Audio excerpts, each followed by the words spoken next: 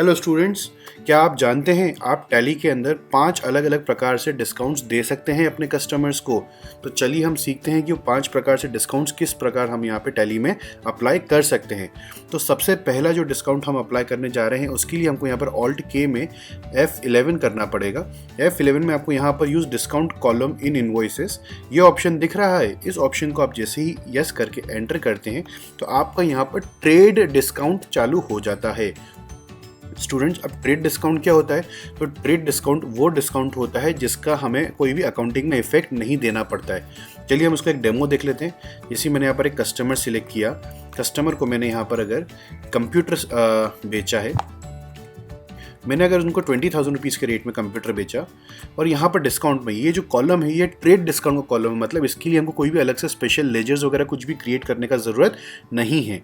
तो यहाँ पर जैसे ही मैंने यहाँ पे 10 लिखा तो देखिए उसने जो मेरा टैक्सेबल वैल्यू है या जो अमाउंट है आखिरी में ये 18,000 रुपये ले लिया है बिना कोई लेजर्स क्रिएट करे। तो ये हो गया पहला प्रकार का डिस्काउंट।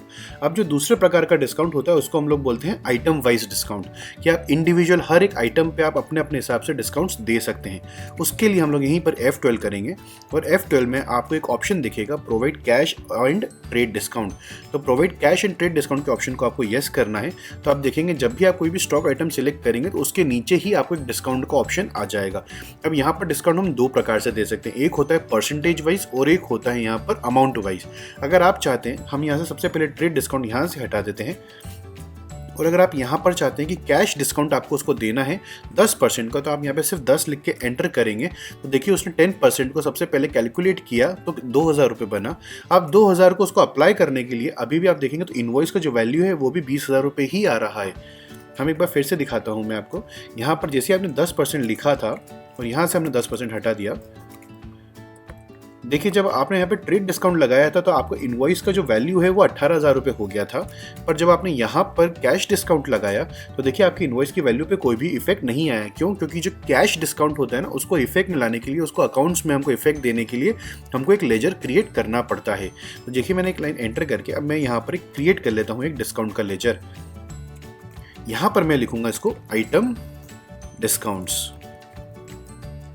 आइटम डिस्काउंट जो होगा दोस्तों वो यहाँ पर इनडायरेक्ट एक्सपेंसेस में जाएगा, बट यहाँ पर आपको डिस्काउंट का ऑप्शन सिलेक्ट करना कंपलसरी है। जैसे आप यहाँ पे डिस्काउंट का ऑप्शन सिलेक्ट करेंगे तो देखिए वो जीएसटी के एक भी ऑप्शन में नहीं आया और सबको नॉट एप्लीकेबल करके हमको ये स्क्रीन को सेव करना है। तो अब आपको यहाँ पर देखिए ऑटोमेटिकली यहाँ पर 2,000 रुपीज़ माइनस हो गया है। अब समझ लीजिए आपने कुछ एक और आइटम्स को सेल करी, समझ लीजिए लैपटॉप 2 आपने उनको सेल किया। अब आपने उसकी 2 क्वांटिटी उनको सेल करी है और यहाँ पर लैपटॉप जो था 50,000 रुपीज़ का था और आपने यहाँ पर उनको डिस्काउंट दिया। अब यहाँ पर इस बार आपने उनको परसेंटेज में डिस्काउंट ना देते हुए इनको आपने सीधे रुपीज़ में ही डिस्काउंट दिया, 3,000 रुपये का आपने उनको डिस्काउंट दिया। तो देखिए जो टोटल आइटम डिस्काउंट है वो 5,000 रुपये यहाँ पर बन गया है। 2,000 रुपये कंप्यूटर का डिस्काउंट और 3,000 रुपये लैपटॉप का डिस्काउंट। तो टोटल आइटम डिस्काउंट जो है वो टोटल 5,000 रुपीज़ का बन गया। अभी जो आइटम डिस्काउंट है ये आपकी बुक्स में कैश डिस्काउंट की तरह बिहेव करेगा। इसके बाद यहाँ पर हो गए हमारे 3 प्रकार के डिस्काउंट्स। हम एक बार फिर से रिवाइज कर लेते हैं। पहला डिस्काउंट होता है ट्रेड डिस्काउंट, जिसके लिए हमको कोई लेजर नहीं बनाना पड़ता है, वह यहीं पर ही आइटम्स में डिस्काउंट कैलकुलेट करके ही यहाँ पर टोटल फाइनल अमाउंट क्रिएट करता है। दूसरे प्रकार का जो डिस्काउंट होता है वो होता है item wise discount in percentage. तीसरे प्रकार का जो डिस्काउंट होता है वो होता है item wise discount in amount या इन फिगर्स। तो यहाँ पर हमारे 3 प्रकार के डिस्काउंट्स हो गए। इसके बाद अब दोस्तों यहाँ पर देखिए बच्चों, हमारे पास में 1,15,000 रुपये का यहाँ पर हमारा इनवॉइस क्रिएट हो रहा है। अब 1,15,000 के ऊपर हमको यहाँ पर जीएसटी कैलकुलेट करवाना है, बट अगर हमने उसको बोला कि मैं आपको जितना भी आपको टोटल बिल बनेगा उस पर मैं आपको 15,000 का डिस्काउंट दे दूंगा, ठीक है। तो अब जो डिस्काउंट लगाने जा रहे हैं वो टोटल इनवॉइस वैल्यू पे डिस्काउंट लगाने जा रहे हैं। तो यहाँ पर मैं ऑल्ट सी करता हूँ और यहाँ पर मैं एक इनवॉइस डिस्काउंट के नाम से एक और डिस्काउंट का लेजर क्रिएट कर लेता हूँ। ये भी जाएगा तो इनडायरेक्ट एक्सपेंसेस में, बट यहाँ पर हमको डिस्काउंट नहीं सिलेक्ट करना है। यहाँ पर हमको जीएसटी भी नॉट एप्लीकेबल करना है क्योंकि डिस्काउंट के ऊपर जीएसटी नहीं लगता है, बट डिस्काउंट की जो वैल्यू होती है वो टैक्सेबल वैल्यू में से माइनस होकर ही हमारा टैक्स वैल्यू कैलकुलेट होता है। मैं आपको एक बार इसका प्रूफ दिखाता हूँ, पर आपको यहाँ पर सबसे पहले जीएसटी को ऑन करना पड़ेगा और यहाँ पर आपको both goods and services select कर सकते हैं, एंटर करेंगे। अब आपके हिसाब से यहाँ पर जो डिस्काउंट है वो कितने पे लगना चाहिए, 1,20,000 जो कि एक्चुअल हमारा कंप्यूटर्स का वैल्यू था, या फिर 1,20,000 में से 5,000 रुपये माइनस करके जो 1,15,000 है इसके ऊपर ये डिस्काउंट लगना चाहिए, या फिर आपके टैक्सेस कैलकुलेट 1,15,000 के ऊपर होना चाहिए।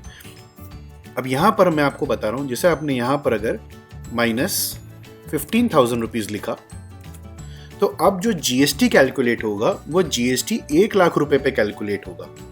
अगर आपने वहाँ पर आइटम डिस्काउंट के लेजर की सेटिंग्स के अंदर ये एसेसिबल वैल्यू कैलकुलेशन में जीएसटी अगर नहीं ऑन किया होता, या यहाँ पर आपने बोथ नहीं सिलेक्ट किया होता, तो ये जो इनवॉइस डिस्काउंट होता ये 15,000 रुपये का, बट जो जीएसटी कैलकुलेशन होता वो 1,15,000 के ऊपर ही होता। अभी जो जीएसटी कैलकुलेशन हो रहा है उसके अंदर उसकी जो टैक्सेबल वैल्यू है उसमें ये ये इनवॉइस डिस्काउंट का जो अमाउंट आ रहा है -15,000 रुपीज़, ये भी इफेक्ट दे रहा है। देखिए मैं यहाँ पर एक बार input CGST and input SGST का लेजर एंटर कर देता हूँ। मैं इसको डिटेल में देखने के लिए Alt+A और Alt+F1 करता हूँ। तो देखिए अब जो यहाँ पर टैक्सेबल वैल्यू दिखा रहा है वो 1,00,000 रुपये ही दिखा रहा है। क्यों? देखिए यहाँ पे 20,000 रुपये का आइटम था, इसमें से उसमें 2,000 रुपये का आइटम डिस्काउंट लगाया और 2,500 रुपये का इनवॉइस डिस्काउंट लगाया। ठीक है, उसके बाद में लैपटॉप में भी जो है यहाँ पर आइटम डिस्काउंट 3,000 रुपये का लगाया और इनवॉइस डिस्काउंट जो था वो 12,500 का लगाया। बट टोटल यहाँ पर आप देखेंगे तो टैक्सेबल वैल्यू जो है वो 1,00,000 रुपये की ही दिखा रहा है। अब अगर मैं यहाँ पर सपोज कीजिए कि मैं यहाँ से इनवॉइस डिस्काउंट जो है यहाँ पे मैं जीएसटी को भी नॉट एप्लीकेबल कर देता अगर मैं गलती से, तो यहाँ पर देखते हैं उसका क्या इफेक्ट आता। मैं यहाँ पर फिर से Alt+A करता हूँ और Alt+F1 करता हूँ, तो देखिए अब यहाँ पर टैक्सेबल वैल्यू जो है वो 1,15,000 हो गई है। मतलब उसने ये इनवॉइस डिस्काउंट जो 15,000 का दिया है उसको उसने टैक्स वैल्यू में कैलकुलेट ही नहीं किया है। उसने टोटल जो टैक्स लगाया है वो 1,15,000 के ऊपर ही लगाया है, जबकि हमने उसको 15,000 का तो डिस्काउंट दे दिया था। तो उसको एक्चुअल में जो कैलकुलेशन करना था वो 1,00,000 रुपये पे करना था, ना कि 1,15,000 पे। इसीलिए हम यहाँ पर इनवॉइस डिस्काउंट लगाते वक्त यहाँ पर include in accessible value calculation में इस जीएसटी के ऑप्शन को यस करते हैं। तो अब देखिए 1,20,000 था, उसमें से हमने 20,000 रुपये का डिस्काउंट दे दिया, तो अब जो टैक्सेस लगेंगे, जो टैक्सेबल वैल्यू है, अब वो सिर्फ 1,00,000 रुपये की बची है। ये जो अमाउंट का वाला जो कॉलम होता है उसको हम टैक्सेबल वैल्यू का कॉलम बोलते हैं। तो ये टैक्सेबल वैल्यू जो है वो 1,00,000 की बची है, तो 1,00,000 के ऊपर 18% का टैक्स लगेगा, तो 1,18,000 रुपये बनता है। ये हो गए हमारे 4 प्रकार के डिस्काउंट्स। इसको आप कंट्रोल करके सेव कर सकते हैं। अब कभी कभी आप अपने कस्टमर्स को अर्ली पेमेंट करने पे भी आप कुछ डिस्काउंट्स ऑफर करते हैं। तो समझ लीजिए किसी कस्टमर ने आपको हाथों हाथ ही बैंक से पेमेंट कर दिया है। जैसे कि आपके कस्टमर ने अगर आपको बोला कि मेरे को आपने 30 दिन का आपने क्रेडिट पीरियड दे रखा है अपने कस्टमर को, और आपके कस्टमर ने बोला कि मैं आपको कल ही पेमेंट कर दूंगा, तो उसके लिए मुझे क्या डिस्काउंट मिलेगा। तो आपने कहा कि अगर आप कल ही पेमेंट कर देंगे तो आपको 3,000 रुपीज़ का ऑफर देंगे। तो उस चीज़ के लिए हम यहाँ पे एंट्री किस प्रकार पास करेंगे उस डिस्काउंट की, हम वो देख लेते हैं। यहाँ पर आपने पहले 1,15,000 रुपये जो उनसे पूरे रिसीव करे हैं,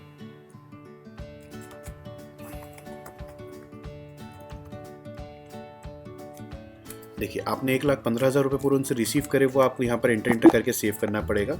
एंड देन फिर जर्नल एंट्री में जाकर आपको उनका डिस्काउंट का कॉलम पास करना पड़ेगा। यहाँ पर हम ले सकते हैं early payment discount to customer. ये भी इनडायरेक्ट एक्सपेंसेस होगा, बट ना तो ये इस पर कोई जीएसटी लगेगा, ना ही इसमें टाइप ऑफ लेजर में डिस्काउंट में जाएगा। ये यहाँ पर भी आपको नॉट एप्लीकेबल रखना है, यहाँ पर भी आपको नॉट एप्लीकेबल रखना है, और यहाँ पर भी आपको नॉट एप्लीकेबल रखना है। आप चाहें तो यहाँ पर इन रिसिप्ट भी ऐड कर सकते हैं।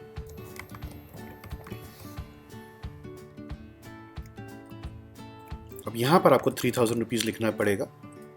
एंड यहाँ पर आपको अपना कस्टमर का जो अकाउंट है वो 3000 रुपीज़ से सेटल करना पड़ेगा।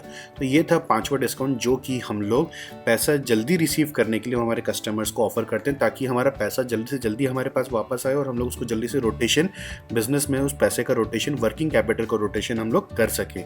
आई होप आपको ये डिस्काउंट्स वाला वीडियो अच्छा लगा होगा। अगर आपको उसमें कुछ भी क्वेश्चंस रहे, कुछ डाउट्स हैं, तो आप लोग कमेंट बॉक्स में पूछ सकते हैं। Thank you. थोड़ा डिटेल में हमसे सीखना चाहते हैं तो आप हमारा टैलेंट मार्क एकेडमी के वेबसाइट में जाके ऑनलाइन कोर्सेज में ऑप्शन में जाकर आप हमारा पूरा कोर्स का करिकुलम देख सकते हैं। जैसे आप यहाँ पर गेट कोर्स डिटेल्स में आप जाएंगे तो आपको यहाँ पर हमारा पूरा कोर्स करिकुलम भी आपको यहाँ पर शो हो जाएगा, और यहीं से आप नीचे एट लास्ट यहाँ पर आप हमारे डेमो सेशंस देखने के बाद आप यहीं से हमारा कोर्स कंटेंट भी परचेज कर सकते हैं। Thank you.